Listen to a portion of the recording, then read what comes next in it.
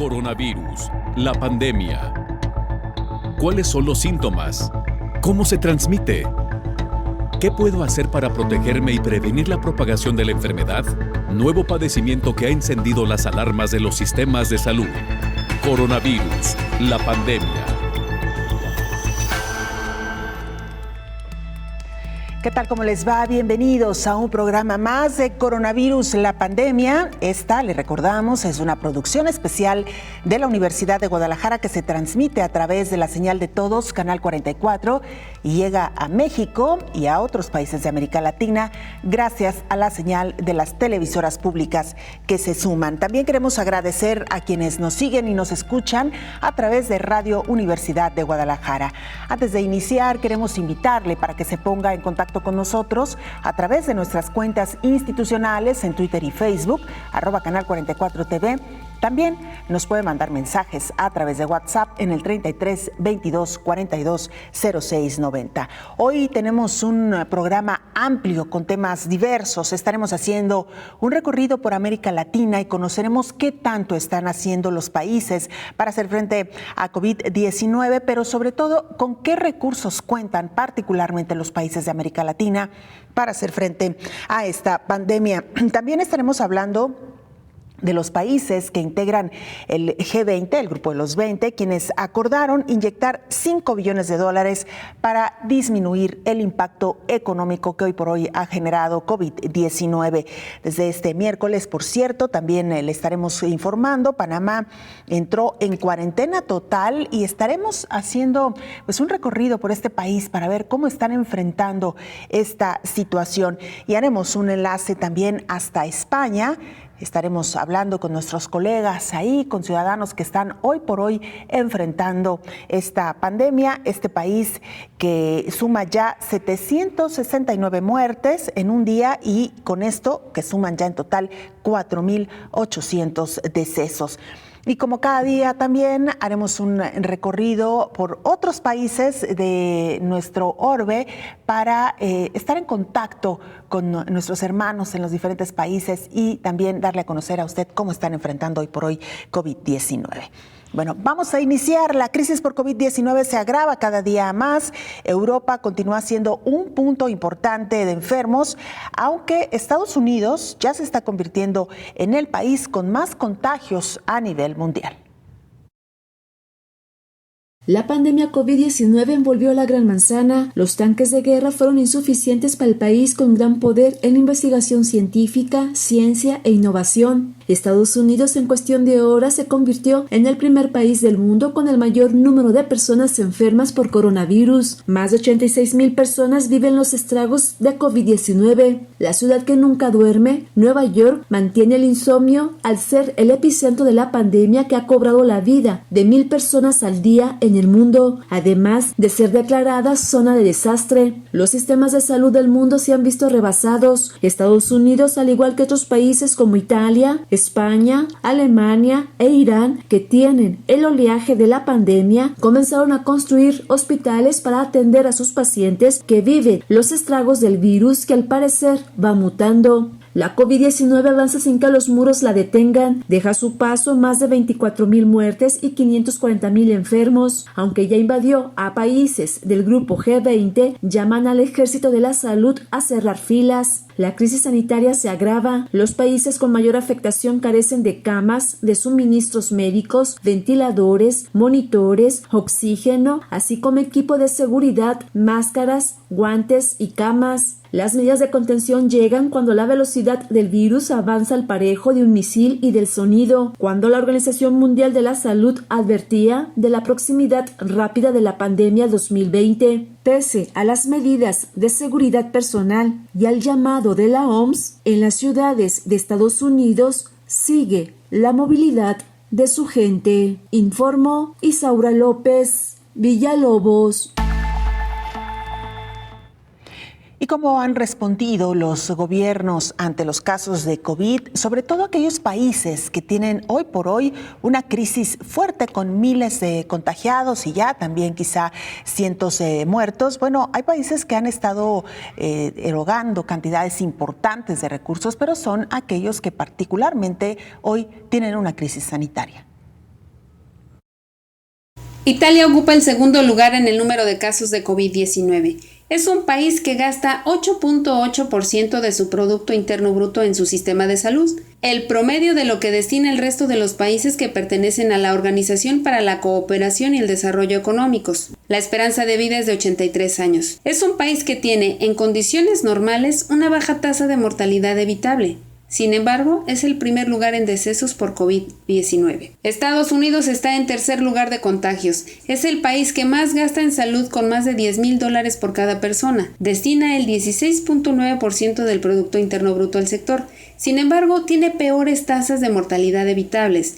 La esperanza de vida es de 78 años, por debajo del promedio de la OCDE, que es de 80. Junto con ellos, España y Alemania están en el top 5 de las naciones con más habitantes contagiados. España gasta 8.9% de su PIB en salud. Tiene una esperanza de vida de 83 años. Su tasa de mortalidad evitable es baja, pero cuando se trata de la pandemia, está en la segunda posición de muertes. Alemania se ha distinguido por tener un alto número de casos positivos de COVID-19, pero con indicadores de mortalidad que lo ubican en el lugar 8 por la pandemia. Este país es el cuarto que más invierte en salud en el grupo de la OCDE y tiene esperanza de vida de 81 años. Informó Elizabeth Ortiz.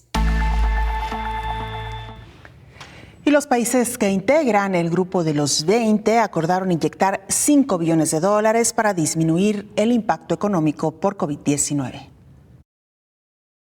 Justo el día que se reunieron de manera virtual los países del G20, al que pertenecen Italia, Estados Unidos y Alemania, que han acumulado más contagios por COVID, el número de personas con el virus rebasó los 500,000. Los países miembros del G20 acordaron inyectar $5 billones para contrarrestar el impacto social y económico de la pandemia. Ese fue el resultado que la cumbre dio a conocer en un comunicado. El G20 representa alrededor del 90% de la economía mundial y está conformado por Estados Unidos, China, Arabia Saudita, Rusia, Alemania, Italia, Francia, Reino Unido, Japón y México, entre otros. El presidente de México, Andrés Manuel López Obrador, quien participó por primera vez en la cumbre, solicitó que la Organización de las Naciones Unidas esté a cargo de la compra de medicinas y equipos médicos. Hice mención de la urgencia de que la ONU controle todo lo relacionado con el comercio de medicamentos y de equipos, porque hay escasez y al mismo tiempo hay acaparamiento. El mandatario mexicano espera que no se utilice el precio del petróleo para afectar la economía de los pueblos y cerrar paso a la especulación financiera, estabilizando la economía mundial. Además, exhortó a una especie de tregua para que no haya el cierre de fronteras con políticas arancelarias unilaterales. Informó Elizabeth Ortiz. Nos acompaña en el estudio y me da mucho gusto darle la más cordial bienvenida a esta charla al doctor Héctor Raúl Pérez Gómez, infectólogo. Doctor, bienvenido de nueva cuenta. Qué gusto, Belén. Igualmente, doctor. Bueno, pues hemos visto y escuchábamos en estas primeras piezas informativas cómo los países se han volcado a destinar millones y millones de pesos para atender la contingencia o incluso para contener un poco la debacle económica que hoy se está viviendo a nivel mundial. En términos generales, doctor, ¿cuál sería su balance? ¿Cómo han respondido los diferentes sistemas de salud frente a esta contingencia? Bueno, lo acabamos de ver en la cápsula hace un momento respecto del G20 y la disposición que hay de aportar económicamente para mitigar el serio problema que se está viviendo en los países que integran a este grupo.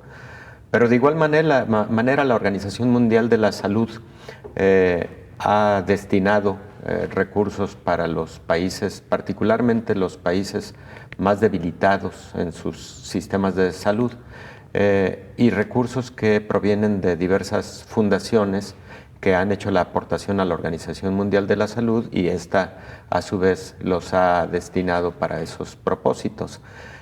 Por otro lado, bueno, sabemos que cada país ha hecho lo propio, destinando un presupuesto para esta contingencia, presupuestos que normalmente las naciones deben tener previsto para casos de desastres, por ejemplo, y bueno, pues no es como tal, no es un desastre natural, pero sí es una pandemia y se clasifica dentro de ese grupo, ¿no?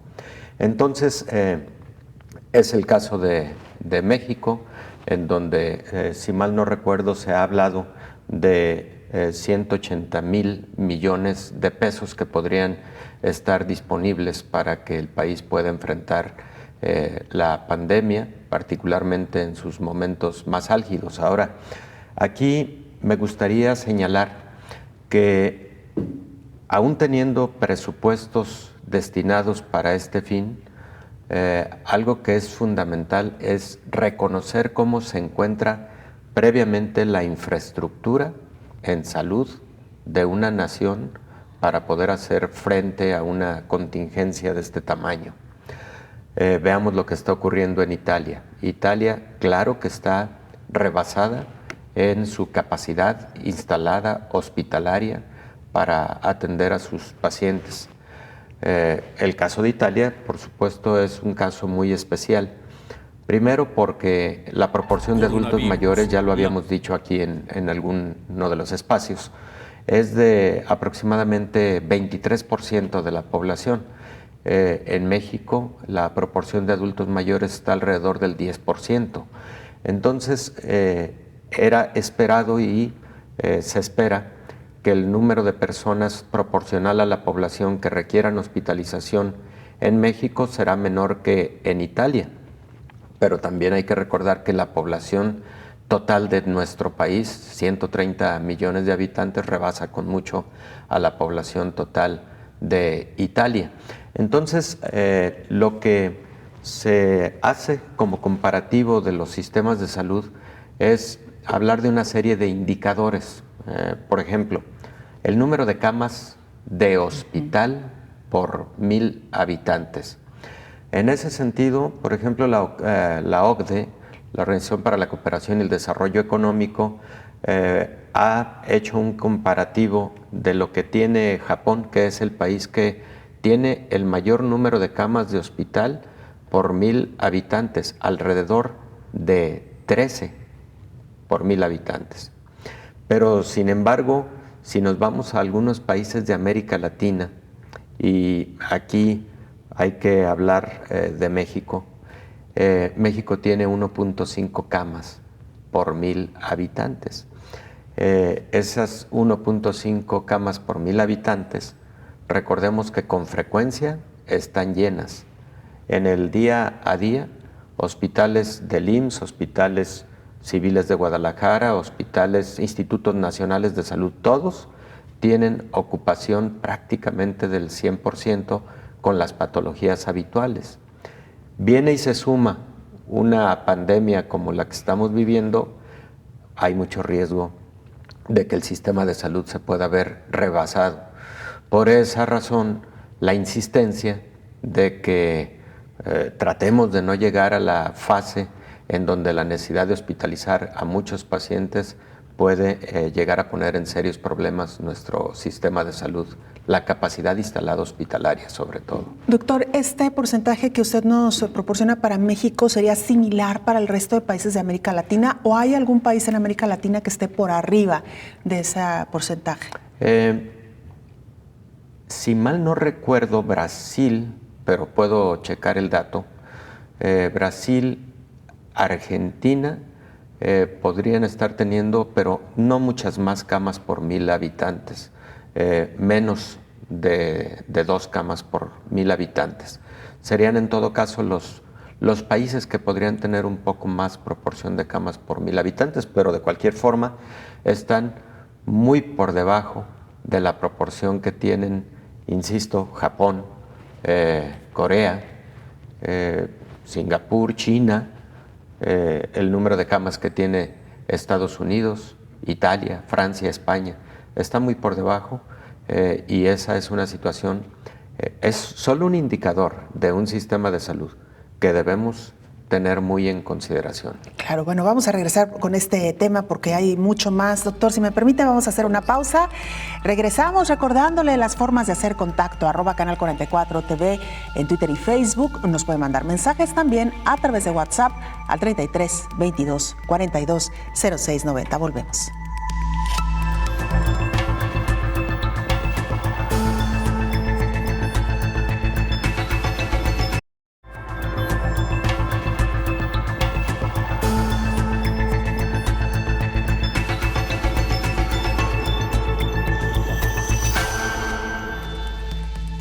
Hacemos contacto con nuestros amigos, nuestros hermanos en Panamá. Betsarí Richards es reportero del canal 11 de Panamá y nos actualiza porque, como ya se lo adelantábamos al inicio de este espacio, ellos entraron en cuarentena obligatoria desde el miércoles de esta semana.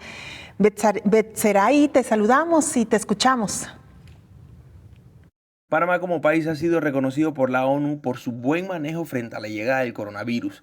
Parte de esas medidas buscan evitar la propagación del virus que se ha convertido en una pandemia global. Un reciente informe del Ministerio de Salud de Panamá reflejó que la cantidad de personas afectadas por coronavirus para este jueves 26 de marzo asciende a 674. De estos casos, 9 personas han fallecido, en su mayoría por condiciones de salud alternas. Frente a la situación sanitaria del país, el gobierno ha decretado cuarentena total en todo el territorio nacional y toque de queda a las 24 horas del día. Es decir, que solo podrán circular por las calles del país personas que cuenten con un salvoconducto y que sus profesiones lo ameriten. Todo esto con el fin de evitar aglomeraciones y a su vez evitar contagios. En el país se ha establecido el programa Panamá Solidario, que busca brindar ayuda económica y apoyo social a aquellas personas afectadas por la cuarentena total del país. Este programa incluyó la disminución en el precio de los combustibles y la disminución de hasta un 50% en el costo de la energía eléctrica. Los bancos, a través de la Superintendencia de Bancos de Panamá, han informado que se permitirá a sus clientes no pagar deudas hasta por un periodo de 3 meses, y para complementarlo, el gobierno se comprometió a no cortar ni la luz, ni el agua, ni el internet a ningún residente de Panamá durante la situación sanitaria. A raíz de esta cuarentena total, el Estado panameño estableció un proceso compuesto por horarios en los cuales las personas podrán asistir a supermercados y farmacias según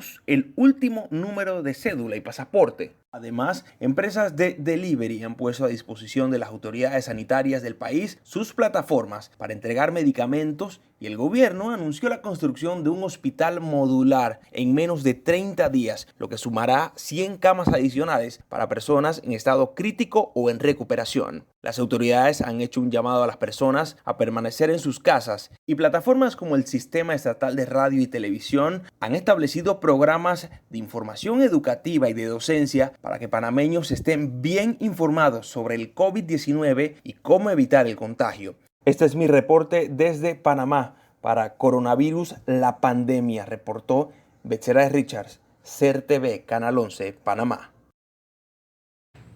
Muchas gracias por esta información. Doctor, pues hemos visto cómo los países, particularmente de América Latina, han tomado acciones preventivas, de alguna manera tratando de aprender de lo que está ocurriendo en Asia y Europa. Y en este sentido, doctor, me parece que conecta muy bien con el tema que estamos abordando hoy. ¿Cómo conscientes de que la capacidad hospitalaria de camas de los países de América Latina no es la que tiene, por ejemplo, Japón, que nos ponía como ejemplo? Entonces, lo que tenemos que evitar es llegar a esta etapa 3 de contagios múltiples donde no haya capacidad para atenderlos, doctor. Efectivamente, eso es fundamental. El otro punto es la manera en la que de forma emergente estos países han implementado algunas camas de hospitalización. El caso más notable fue en su momento el de China, con la construcción de 2 hospitales en tiempo récord. Lo vimos y quedamos sorprendidos, prácticamente 10 días, y tenían funcionando 2 hospitales que, por cierto, ya han quedado casi en desuso, al menos serán utilizados para otros propósitos, en vista de que ahora China está teniendo menos de 50 casos nuevos cada día, y se ha convertido en uno de los países que ya ha empezado a superar la fase crítica de la pandemia. Pero por otro lado, veamos el caso de algunos países que han implementado hospitales de estructura transitoria, como hospitales inflables, parecidos a los que se utilizan en campaña de guerra, y que es válido.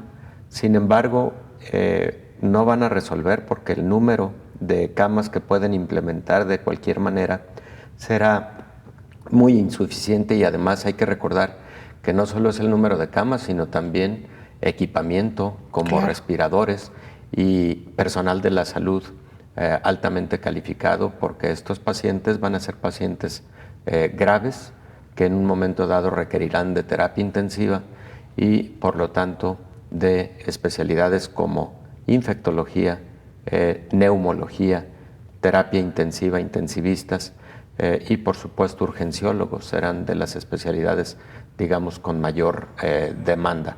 Entonces, es un conjunto: número de camas, personal de la salud, número de camas de terapia intensiva y equipamiento en ocasiones sofisticado. Claro, y además, doctor, esto que usted menciona es muy importante. Estamos hablando de una pandemia, estamos hablando de una enfermedad que se transmite de manera relativamente fácil, y por ello es que es necesario contar con un equipo especializado adecuado para que el personal de salud a su vez no se contagie. Y doctor, veíamos también, ahora que mencionaba el tema de los hospitales que se han estado construyendo durante esta emergencia, Rusia, por ejemplo, que también ya está construyendo su propio hospital, y ¿por qué no decirlo? Ejemplos también como ciudades, como desde donde transmitimos, Guadalajara, una ciudad mexicana, que ha habilitado también áreas, por ejemplo, un hospital geriátrico. Claro. Que ahora podrá atender también una vez que empiecen los casos numerosos, y que se pone a disposición también de la salud. Me parece que es un buen ejemplo también, es un buen doctor, ejemplo, ¿no? Muy buen ejemplo. Fíjate que así es, el Centro de Atención de Alta Especialidad Geriátrico del Hospital Civil de Guadalajara, que me tocó construir en mi periodo como director, fue inaugurado en el 2017. Precisamente es un hospital de alta tecnología y de mucho vanguardismo para la atención de adultos mayores. Quedó perfecto para la atención de estos pacientes con COVID-19, al menos temporalmente. Para cuando pase todo esto, volverá a ser seguramente el área de atención geriátrica de alta especialidad. Pero fíjate que también hay otro ejemplo interesante. Este es en el Hospital Civil Fray Antonio Alcalde, en el antiguo. Pero hay otro ejemplo. En el Juan y Menchaca construimos el Centro de Investigación Clínica y Medicina Translacional y lo inauguramos en el 2018. Aunque es un centro de investigación, tiene también un área de hospitalización, porque la investigación clínica en ocasiones requería de espacios de hospitalización. También está dispuesto y se va a implementar para, en caso de que la contingencia rebase la capacidad instalada. También otro ejemplo, hay que decirlo, la disposición que hizo el presidente de la República de que hospitales militares estén disponibles para la población general, me pareció una buena decisión, porque existen hospitales navales, existen hospitales militares en todo el país y seguramente podrán ofrecer mucho a la atención de la población en general. Y son hospitales muy calificados, doctor, muy de calificados. alta especialidad, y que, como usted dice, están al servicio de las Fuerzas Armadas, pero en esta ocasión y por la emergencia podrían abrirse a la población en general. Y esto simplemente, doctor, como un ejemplo de lo que cada uno de los países, cada una de las ciudades ha estado tratando de, ahora sí que de echar mano ante una situación que tarde que temprano nos va a llegar. Porque además, no es que tampoco las cifras de América Latina sean tan diferentes a las de Europa, doctor. Sí, a países mucho más desarrollados, como el caso de Japón que nos hablaba, pero por ejemplo, España, ni siquiera Estados Unidos cuenta con una infraestructura tan amplia para atender una emergencia de este tipo, ¿no, doctor? Efectivamente, y no solo eso. También los sistemas de salud los tenemos que ver en su capacidad de cobertura y en la universalidad de la atención. Por ejemplo, Estados Unidos tiene una gran infraestructura hospitalaria, estamos de acuerdo. Sin embargo, el número de camas por 1,000 habitantes está por el orden de 3.6. No se compara con las 13 que tiene Japón o las 12 que tiene Corea del Sur o las 8 que tiene, si mal no recuerdo, Alemania, por ejemplo, ¿no? Pero también hay que decir que Estados Unidos tiene una cantidad importante de población que no tiene cobertura de salud por sus características, por ejemplo, por su estatus migratorio.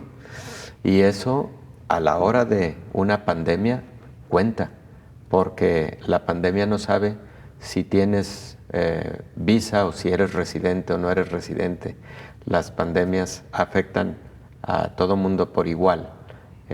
Bueno, con las excepciones ya aquí platicadas de la edad y todos esos aspectos, ¿no? Entonces, creo que el caso de España es un sistema de salud también de muy alto nivel, de mucha calidad y de cobertura universal. Sin embargo, también España es uno de los países que tiene un alto porcentaje de adultos mayores comparativamente con los países de América Latina. Un poco menos que el porcentaje que tiene Italia, pero en general los países europeos tienen un alto porcentaje de adultos mayores y eso posiblemente esté generando el rebase en su capacidad y por otro lado el resultado que está teniendo con el número de muertes, alrededor de 4,000 fallecimientos ya España, alrededor de 20,000 fallecimientos ya Italia, que pues para el caso de Europa son las dos naciones con la mayor catástrofe. Así es, doctor. Vamos a hacer una pausa, pero vamos a continuar. Estamos hablando hoy de los sistemas de salud, la capacidad instalada, la infraestructura, el personal humano, que cada uno de estos países cuenta y con los que nos ha sorprendido esta pandemia. Ahora sí, que con lo que tenemos, hacer frente a lo que se avecina y hoy ha sido interesante precisamente escuchar cómo estamos en materia de infraestructura. Hacemos una pausa, regresamos con más.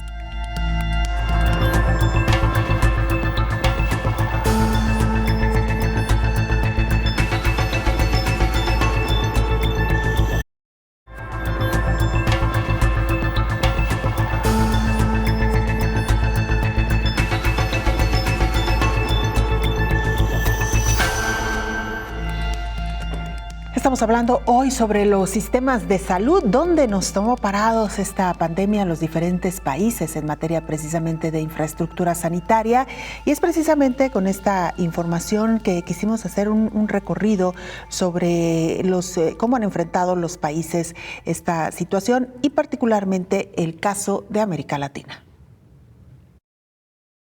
Según el Índice de Seguridad Sanitaria Global, evaluación integral de las capacidades de seguridad sanitaria mundial que mide a 195 países, especifica que las naciones menos preparadas para el brote de una epidemia o pandemia, como el COVID-19, se ubican en el continente africano, mientras que en América Latina y Centroamérica, las naciones más vulnerables son Venezuela, Guyana, Honduras y Guatemala. El documento realizado en el 2019 señala a China, España e Italia entre las regiones con mayor preparación para atender una emergencia sanitaria.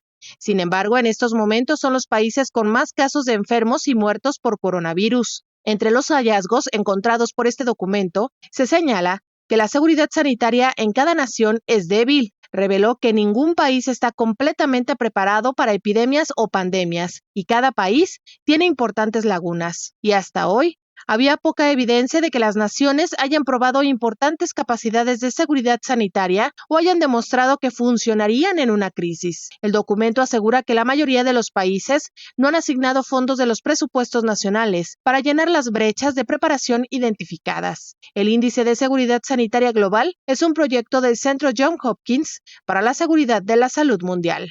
Informó Rocío López Fonseca. Y precisamente vamos con nuestra compañera Rocío López Fonseca, quien como todas las mañanas está muy pendiente de la conferencia de prensa que ofrece el presidente Andrés Manuel López Obrador. Rocío, te saludamos y te escuchamos. Gracias, ¿cómo están? Muy buenos días. Informarles que el presidente de México, Andrés Manuel López Obrador, dio a conocer que ayer ya firmó un decreto para poder hacer compras directas de equipamiento médico.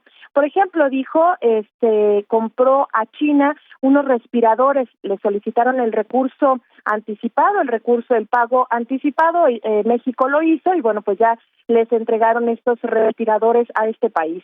También informó que todos los días por la mañana, después de la reunión de seguridad, se hace un corte de caja en cuanto al operativo militar y de la Secretaría de Salud para enfrentar el COVID-19. Adelantó también que las embajadas ya trabajan en buscar los equipos médicos necesarios en todo el mundo. Dijo, todos los encargados, todos los participantes de las embajadas regados en el mundo están haciendo este trabajo. Anunció también que tiene listo el blindaje para los pobres con los apoyos al bienestar de 500,000 millones de pesos para este año. Él dice se va a proteger a los más pobres. También habló de los microempresarios, de los comerciantes, de los pequeños negocios, sobre todo como taqueros, como fondas y demás.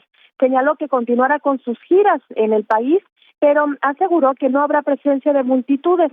Dijo que él no puede resguardarse porque su trabajo es vital para la nación. Adelantó que hoy, por ejemplo, estará en Bahía de Bandera. El reporte. Muy bien, Rocío, muchas gracias por la información muy completa. Gracias, buen día. Es Rocío López Fonseca con el reporte de esta conferencia de prensa del presidente Andrés Manuel López Obrador. Pues sí, doctor, hemos visto cómo los gobiernos han tenido que reaccionar de manera emergente, algunos construyendo hospitales, otros adquiriendo equipo, como es el caso de México, que ya lo escuchábamos. Y también, doctor, me parece que un poco aplicando, no sé si existe el término, pero inteligencia sanitaria. ¿Cómo administramos y cómo prevemos con lo poco que tenemos? Me refiero en el caso específico de América Latina, a la contingencia que se avecina. Bueno, efectivamente, hay países que tienen plena conciencia de que serían rebasados en su estructura sanitaria de llegar, por ejemplo, a fase 3.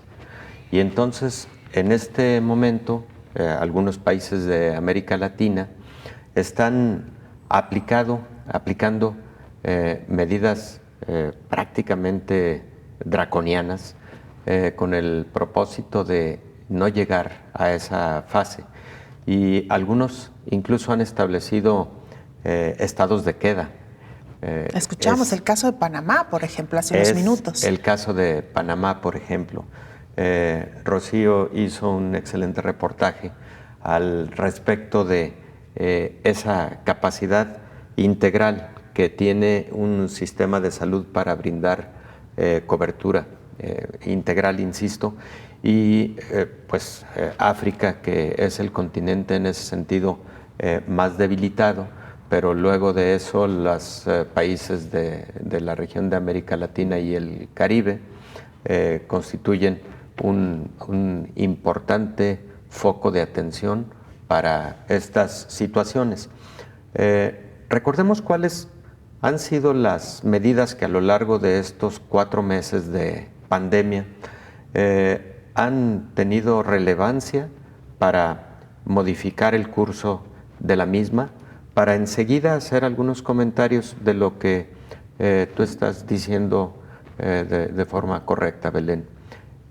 Tú estás comentando que algunos países han decidido tomar una ruta para dosificar la pandemia, para hacerla gradual, y otros han tomado la decisión de emprender medidas casi draconianas para hacer una contención más rápida y mitigación más rápida en su momento.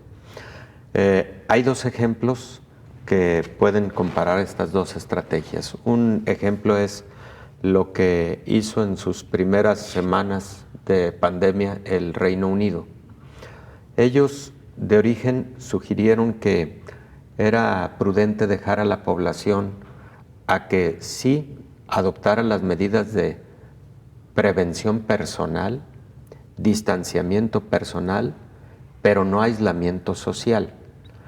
Y que si existía infección en la población, aun cuando fuera en un alto porcentaje, eso llevaría a la generación de inmunidad en manada y que probablemente a largo plazo eso podría ser positivo para la población.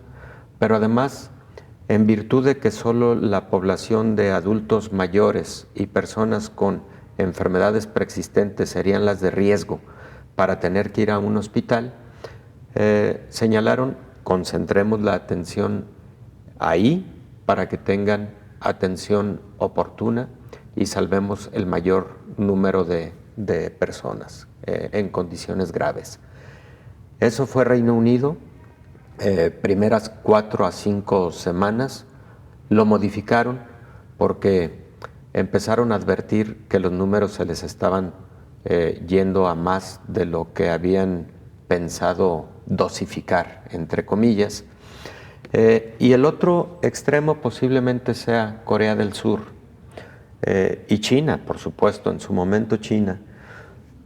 Solo que a Corea del Sur le dio un poco más tiempo para planificar muchas cosas y ellos adoptan medidas que pudimos estar viendo en imágenes televisivas en donde la Guardia Militar y las Fuerzas Armadas tuvieron un papel importante en el hacer el cumplimiento de los toques de queda y para que la gente realmente tuviera aislamiento social domiciliario, invariable, día a día, en todo momento. Adicional a lo anterior, por supuesto, con un sistema de salud fortalecido, atendieron de manera oportuna a los pacientes graves y también algo que hicieron fue detectar tempranamente con pruebas de diagnóstico. Ellos desarrollaron, por ejemplo, PCRs en tiempo real, pero de una modalidad de respuesta rápida y los aplicaron de forma masiva. Entonces tenían diagnóstico temprano y por lo tanto lograban cortar la cadena de transmisión y fueron pruebas que aunque eran con base en PCR, a diferencia de la PCR tradicional de 6 a 8 horas, acortaron esas PCRs a solamente 45 minutos de realización de la prueba, disminuyeron los costos de tener un costo promedio, por ejemplo, de $100 la prueba tradicional, lo redujeron a casi $50 la nueva prueba de PCR rápido y con esa aplicación ellos lograron entrar a otro frente de contención de la pandemia, diagnosticar temprano y cortar la cadena de transmisión en los contactos. Entonces, esos dos ejemplos nos hablan de cómo se pueden enfrentar este tipo de pandemias. En el primero de los ejemplos, el desgaste económico es mayor, puede ser más importante porque la presencia del virus puede durar mucho más tiempo en una población y eso puede impactar económicamente, pero también es un mecanismo para que una capacidad instalada hospitalaria no sea rebasada cuando el número de casos pues está en crecimiento logarítmico. Que es un poco lo que ha estado siguiendo México, doctor. Lo escuchábamos esta semana de parte del subsecretario de Salud, Hugo López-Gatell, mencionando que iba a ser una pandemia larga, probablemente se estaría extendiendo hasta julio o agosto, pero sería una pandemia dosificada, es decir, lo suficientemente amplia o en número, me refiero, para que sea atendida por el sistema y la infraestructura de salud que tenemos en este país. Una pandemia gradual, Él hablaba ayer de que no tendría duda en que México llegaría a la fase 3, que la fase 3 son múltiples brotes de transmisión comunitaria ya en diferentes regiones, pero lo importante de una fase 3 de esas características es que estos brotes aislados en diferentes lugares no vayan a hacer confluencia, porque si hacen confluencia, esto puede ser catastrófico. Entonces, sí se debe tener muchísimo control de una serie de estrategias para que por ningún motivo vaya a rebasar capacidades instaladas hospitalarias, y también hay que tener en cuenta los impactos económicos que algo así puede generar. Si se puede cortar la cadena de transmisión tempranamente, eso es mucho mejor.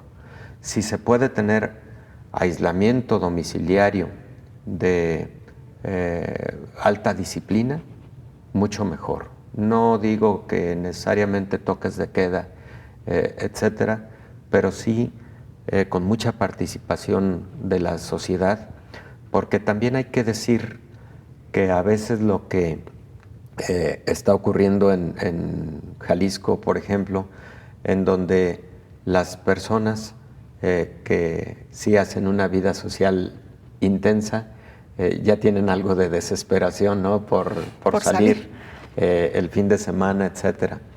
Que existe en ese sentido, pues, una mayor responsabilidad, mucha conciencia, y que hagamos el mayor de los esfuerzos. Es básico para contener este fenómeno. Sin duda alguna, lo hemos dicho, reiterado, doctor, una y otra vez, el esfuerzo que hagamos hoy es lo que veremos reflejado en un futuro. Si conseguimos entre todos los habitantes, no nada más de México, de todos los países, contribuir precisamente a que esta pandemia se corte. Y eso, una manera importante de conseguirlo es el aislamiento social. Definitivamente. Y detección temprana con buenas pruebas de laboratorio en número suficiente. Vamos a regresar, si le parece, también con esto, doctor, porque es parte de las estrategias precisamente para evitar que los servicios de salud lleguen a desbordarse, que es justo el tema que hoy estamos abordando. Hacemos una pausa, regresamos con más.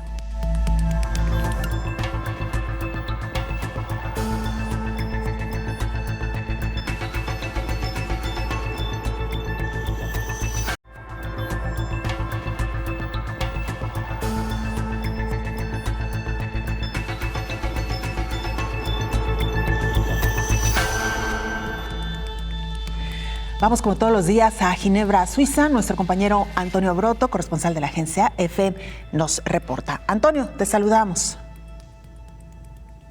Hola, ¿qué tal? Buenos días, Belén, y buenos días a todo el auditorio de Canal 44. La Organización Mundial de la Salud contabiliza por ahora 465.000 casos de COVID-19 y más de 21.000 muertos. Si bien con las estadísticas de los ministerios de salud de todo el mundo registradas en las últimas horas, la cifra real de diagnosticados podría superar los 550.000 y los fallecidos serían ya cerca de 25.000. La OMS registra ya casi 50.000 nuevas infecciones diarias en el planeta y ahora preocupa el rápido aumento de casos en Estados Unidos, que ya ha superado a China y es el país del mundo con más casos de coronavirus, mientras que Italia se mantiene como la nación con más fallecimientos, superando los 8.000, seguida de España con 4.800. En este dramático contexto se celebró el jueves una reunión extraordinaria y virtual de líderes del G20, en la que también participó el director general de la OMS, el doctor Tedros Adhanom Ghebreyesus, para intentar coordinar una respuesta global a uno de los mayores desafíos a los que la humanidad se enfrenta en décadas. En su mensaje por teleconferencia, Tedros señaló a los líderes de las grandes economías mundiales que el mundo afronta una crisis sanitaria que definirá una época, a un virus que amenaza con desgarrar a la humanidad, pero al que se puede vencer con soluciones coordinadas y trabajo conjunto de la comunidad internacional. Tedros planteó un lema para esta guerra contra el coronavirus: luchar, unir y prender. Luchar sin excusas ni remordimientos, unir a todos los países porque ninguno puede vencer por sí solo, y prender o encender un movimiento global para asegurarse de que la actual crisis no vuelva a repetirse. En la cumbre a distancia del G20, los Estados miembros se comprometieron a aumentar su capacidad productiva para incrementar el suministro de productos médicos y a compartir información y datos médicos para luchar contra la expansión del coronavirus en todo el planeta. También subrayaron la importancia de fortalecer el mandato de la Organización Mundial de la Salud para coordinar la lucha contra la pandemia y se comprometieron a proporcionar recursos inmediatos a esta agencia de Naciones Unidas. Reporto desde Ginebra para el programa Coronavirus, la pandemia.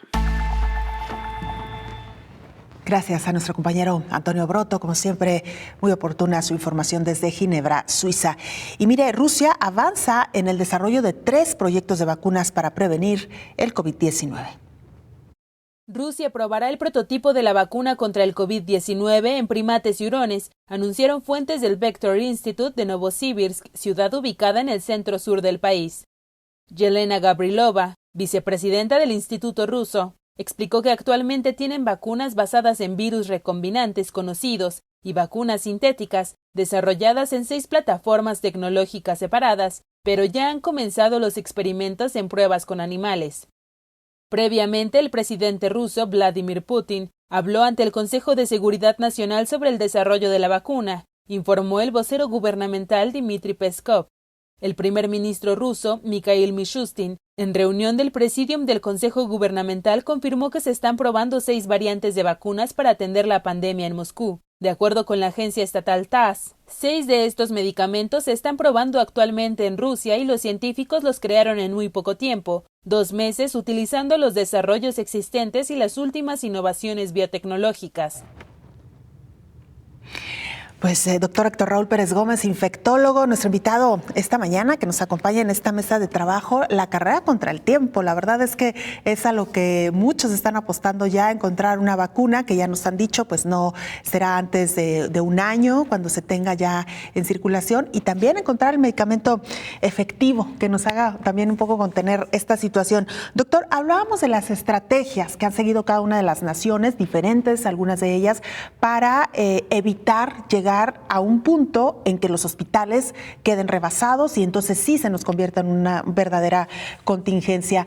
En este sentido, mencionaba usted, o hablábamos el caso específico de México, doctor, cómo se ha pedido a la población el aislamiento social, cómo se ha hablado de una pandemia larga, pero dosificada.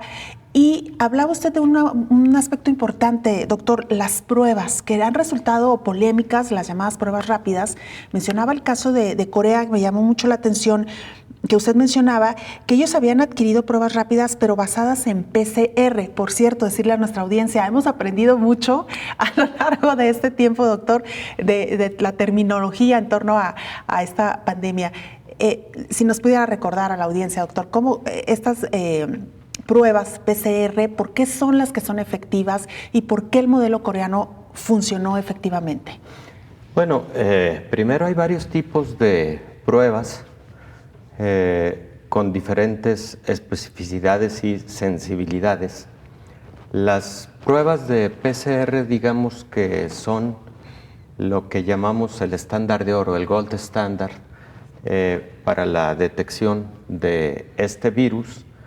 Se realizan habitualmente en las muestras del tracto respiratorio, específicamente a través de hisopos que toman la muestra de la nasofaringe y directamente de la orofaringe.